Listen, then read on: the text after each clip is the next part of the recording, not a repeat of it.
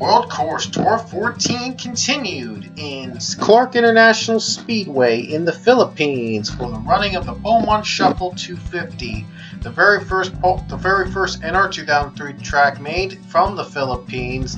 Jordan Davis on the pole, but quickly Dylan Young got a better run off of him down the corner, and Dylan Young zooms by to take the lead. Like I said, CIS is in the Philippines. It's the very first Philippine track in NR 2003. Whoa, 3 wide already right off the bat for the top 5 position. But in a battle for second here, Ian Dutta, Jordan Davis battling for second. Look like Dutta is going to get a run off that corner. A lot of turns at this track, which is pretty unusual. And surprisingly, I think there's only a few S-curves at this track, a few chicanes at this track. There are a lot of tight turns at this track. But ultimately, we have a 3-wide battle in the back between 6, 7, and 9. All we're missing is 8, which did not come included in 2015. But anyway, the 9 Daniel Coffey looks to have a run. But look at this, the 6 Argel Alonso. He's got that line. He's got the preferred line. Here they come down to the bottom. A lot of twists and turns. I mean, there must be like 20 or so turns at this track here in the Philippines, and Argel Alonso is already off, and he got the position away. That, by the way, was for 4th, and if you heard that little ringing sound in the background, that's my phone. My apologies for that. Here they come down one of the few chicanes at this track, and Isaiah Bernesh gets loose, and Zachary Chambers as well. He hits Fitzwater, and Luke Walker is hit too.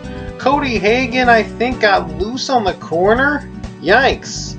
But anyway, another 3-wide battle happened on lap number 2. Roman Rahal and Eric Powers. Ooh, Powers got loose there. That's going to allow Rahal to battle for a position there. This is in the back of the pack as Dylan Young is already off to almost a 1.5 second lead on lap number 2. I don't know how that one car could take the lead and lead by over almost 1.5 seconds in just the first lap of the race, but that's Clark.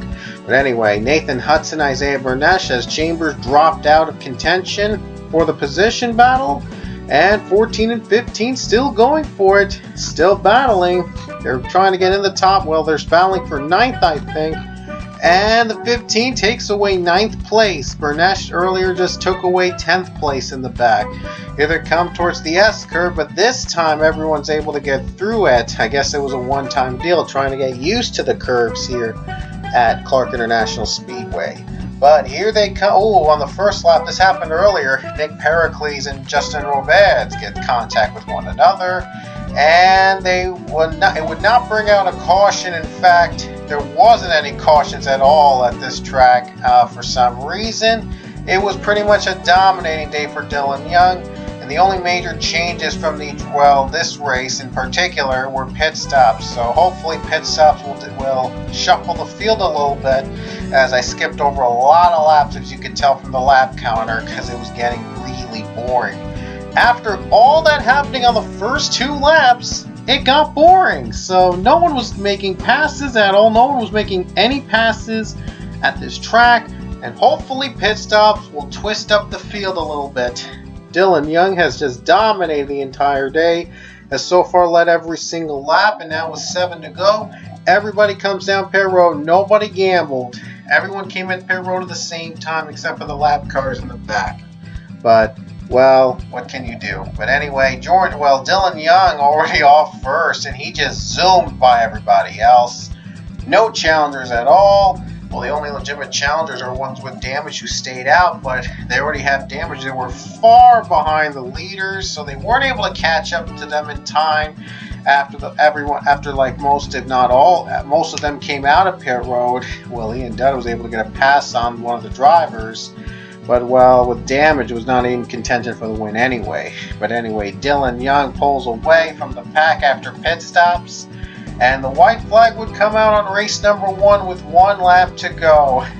Yeah, obviously I didn't test out this track too much before, I started.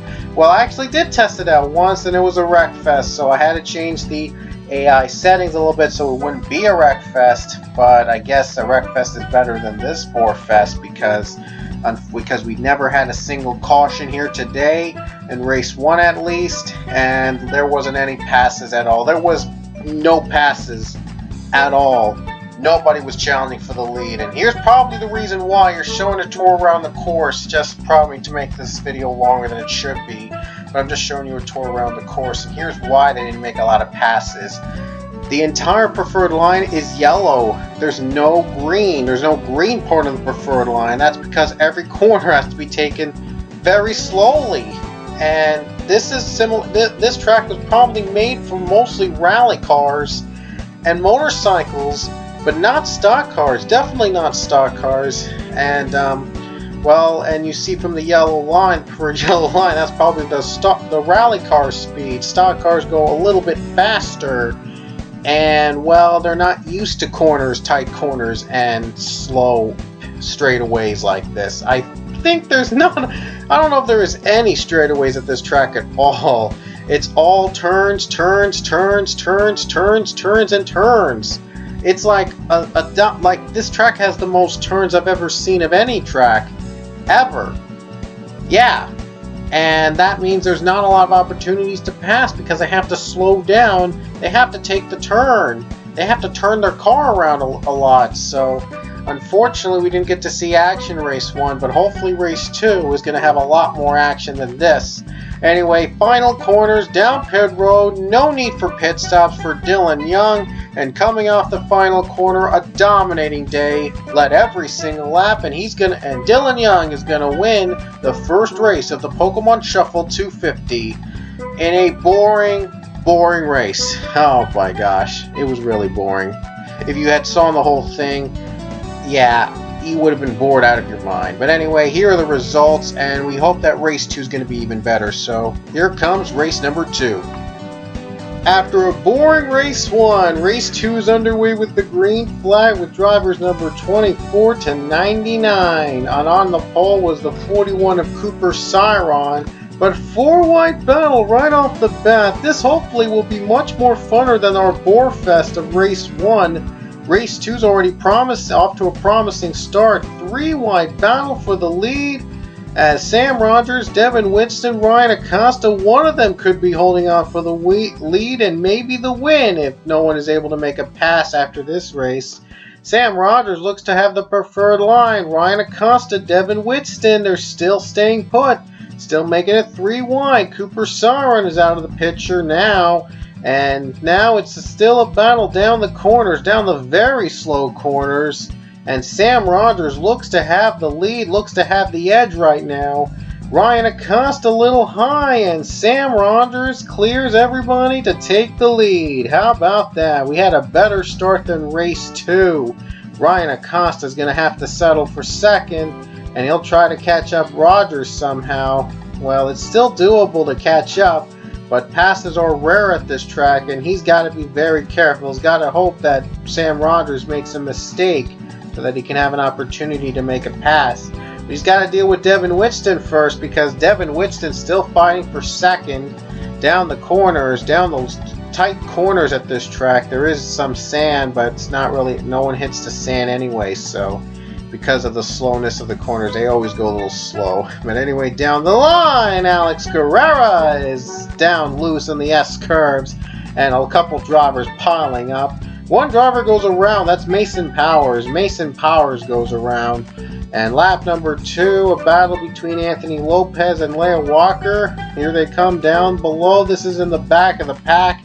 As like race 1, the leaders have separated from everybody else. The top 10 is separated from everybody else. No chance of passing.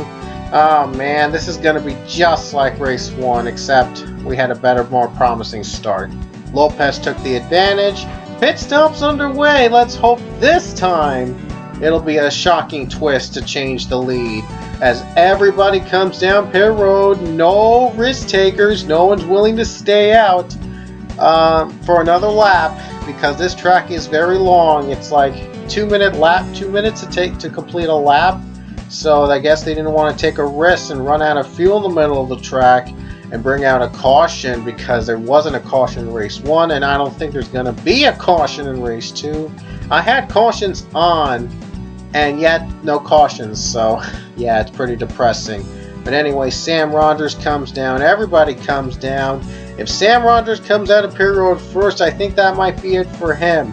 Here they come, second set of tires, and Sam Rogers is off. So no challengers at all, and Sam Rogers is off and running, and he gets out first.